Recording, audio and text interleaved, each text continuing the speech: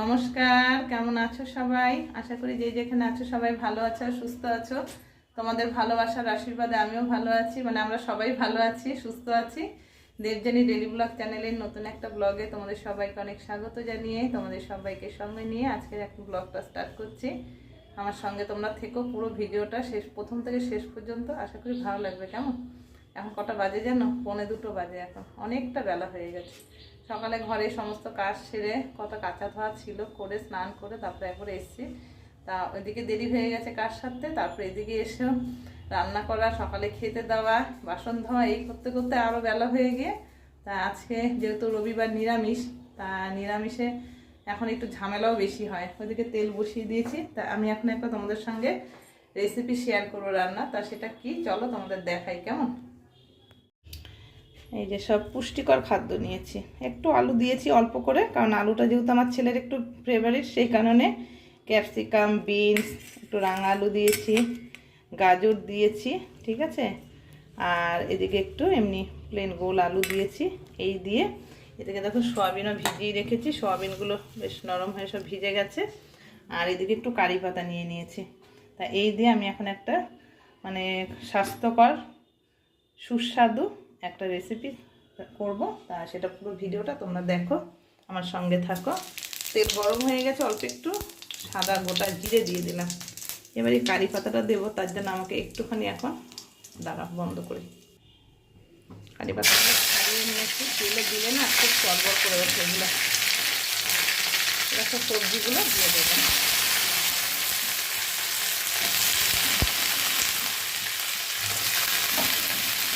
এখনকার বাচ্চারা না এমনি কিন্তু সবজি কিনে রান্না করে দেবে, ওরা খেতে চাইবে না। তা ওদের যদি একটু মুখরোচক করে বানিয়ে দেওয়া যায় না, ওরা কিন্তু খুব সেই জিনিসটাকে মজা করে বেশ আনন্দের সঙ্গে খাবে। তা আমার ছেলেও কিন্তু তাই করে। আমি যদি এমনি প্লেন সবজি রান্না করি, যেভাবে আমরা আর কি বড়রা করে খাই, ওইভাবে কিন্তু আমার ছেলে মুখেও দেয় না। তা সেই কারণে চেষ্টা করি একটু আলাদা রকমভাবে, একটু ইউনিকভাবে কিছু করে খাওয়াতে, যাতে মুখে টেস্ট লাগে আর খেয়েও নেয়, খাওয়া নিয়ে যাতে কোনো ঝামেলা না করে। সেই কারণে ওর কথা ভেবেই অনেক রকম করে করার চেষ্টা করি, আর তোমাদের সঙ্গে সেটা আমি শেয়ার করি। চলো এবার নুন হলুদ দিয়ে নিই। হলুদ দিয়ে দিলাম, নুনটা দেবো, স্বাদ মতো নুন দিয়ে দিলাম। আমি লঙ্কাটা এখানে দেবো না, কারণ আমার ছেলে একটু ঝালটা খেতে পারে না সেইভাবে। আর এটা লঙ্কার পরিবর্তে দেবো পরে একটা কিছু, সেটা কী দেবো পুরোটা দেখো, তাহলে বুঝতে পারবে।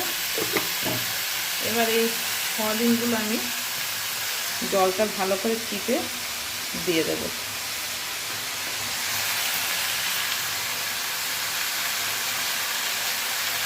অনেকটা আগে আমি সয়াবিনগুলো ভিজিয়ে রেখেছি, তাই খুব সুন্দর ভিজে নরম হয়ে আছে একদম।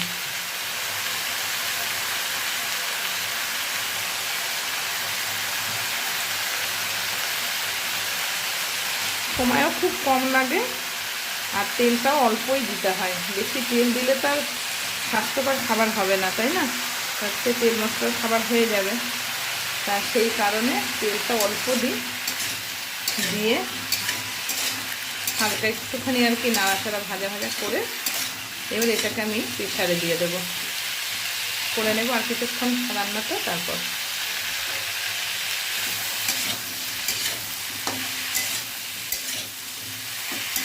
আমার ছেলেকে যদি এমনি গাজর দিই না, কোনো কিছু করে যেভাবেই করে দিই খাবে না। তা সেই কারণে গাজর বিটটা খেতে চায় না, যেহেতু লাল লাল হয়ে যায়, আমি আর জোর করি না খুব একটা। সেই কারণে ও লাল কালারটা দেখেও খায় না।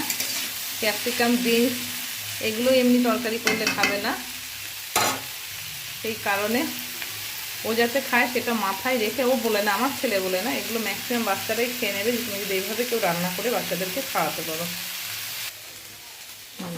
কাকিমা চলে এসছে বাঁধাকপি কেটে নিয়ে।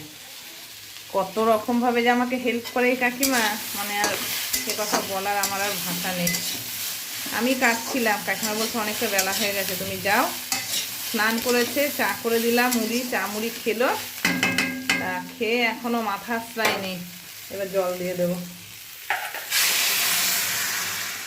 ওই যে কপির আলু কেটে নিয়ে এসছে, ধুয়ে দিচ্ছে। এই গামলাটার মধ্যে ধুয়ে নেন কাকিমা, ওটার মধ্যে জায়গাটা ওইটা ছোটো হয়ে গেছে তো। এবার এটা আমি প্রেশারে ঢেলে দেবো, 3-4টে সিটি মারলেই রান্নাটা পুরো রেডি হয়ে যাবে। এই সবজিটা এখন প্রেশারে দিয়ে যে বসিয়ে দিয়েছি, ছোট ওভেনটায় বসলাম, আর এইদিকে বাঁধাকপিটা ভাপ দিতে বসিয়ে দিয়েছি। যেহেতু দেরি হয়ে গেছে ঝটপট করে রান্নাটা হয়ে যাবে। এবার বাঁধাকপির মশলাটা আমি রেডি করে নেব এর মধ্যে। এই যে হয়ে গেছে, নামিয়ে নিয়েছি, খুলেও নিয়েছি ঢাকাটা। এবার একটু ওপর দিয়ে আমি অল্প করে গোলমরিচ দিয়ে দেবো, এটা আলাদা একটা ফ্লেভার হবে আর খেতেও খুব ভালো লাগবে, হালকা একটা ঝাল লাগবে। আর এই কারি পাতার জন্য পুরো টেস্টটাই পাল্টে যায়, খেতে দুর্দান্ত লাগে। এবার গরমটা একটু ঢেকে রাখি, খাওয়ার সময় খুলে গরম গরম পরিবেশন করলে খেতে ভালো লাগবে। এদিকে দেখো আমার বাঁধাকপি ও মশলা কষছে এখন, এদিকে কফি ভাপ দিয়ে রেখে দিয়েছি। এই রান্নাটা হতে হতে এটাও মোটামুটি আমার হয়ে আসলো। খাওয়া দাওয়া মোটামুটি শুরু হয়ে গেছে, এখন বাঁধাকপিটা হলে রান্নাও কমপ্লিট হবে। চলো ফটাফট করে নিয়ে এটা আগে। এই যে এখানে ঢেলে নিয়ে প্রেশার কুকার থেকে ওপর দিয়ে একটু অল্প করে গোলমরিচের গুঁড়ো দিয়ে দিয়েছি ছিটিয়ে, কি সুন্দর সরের মতো পড়ে আছে।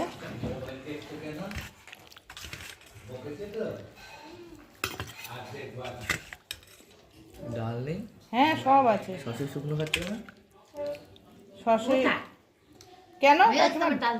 ডাল দিতে নেন লাগে তাহলে খাবেন? এই সোনার এই স্যুপটা একটু দিচ্ছি, দাঁড়া। কি পড়েছে? না না বাবা, গরম কিন্তু কাকিমা দেখি। বাচ্চা থেকে বড় সবার ভালো লাগবে এটা খেতে। যা ওদিকে যা, বসে যা।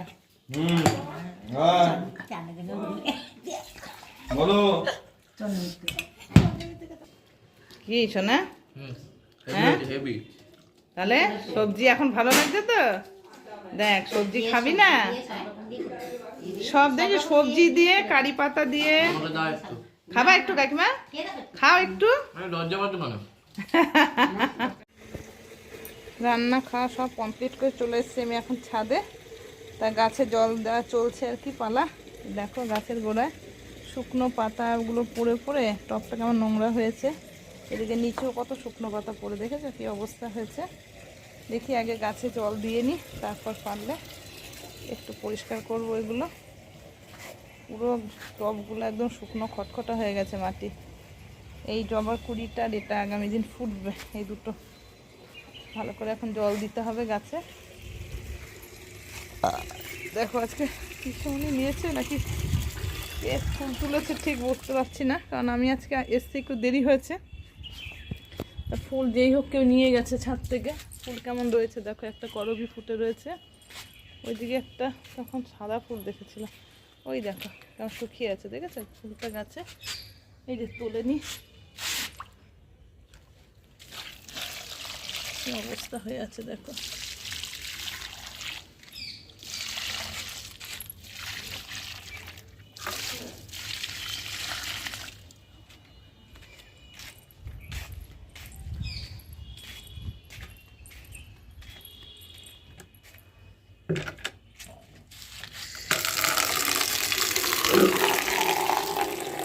লেবুটা বড়ই হচ্ছে না, কেন এরকম হচ্ছে বুঝতে পারছি না।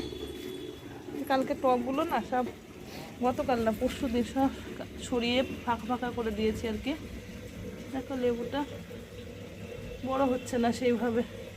আবার এই দেখো ফুল এসেছিলো অনেক, ওখান থেকে আবার এই যে ছোটো ছোটো ছোটো ছোটো লেবু হয়েছে 2-4টে আবার দেখছি হয়েছে। কিন্তু বৃষ্টির জল না পেলে না সেইভাবে লেবু বড় হতে চায় না সহজে। দেখা যাক কি হয়। চলো পুরো গাছগুলোকে ভালো করে, গাছের মাটিগুলো আর কি ভিজিয়ে দিই। জল দেওয়া কমপ্লিট, সব পাতাগুলো যা পড়েছিল সমস্তটা ঝাড় দিয়ে একদম পুরো পরিষ্কার করে দিয়েছি। সব গাছে জল দেওয়া হয়ে গেছে।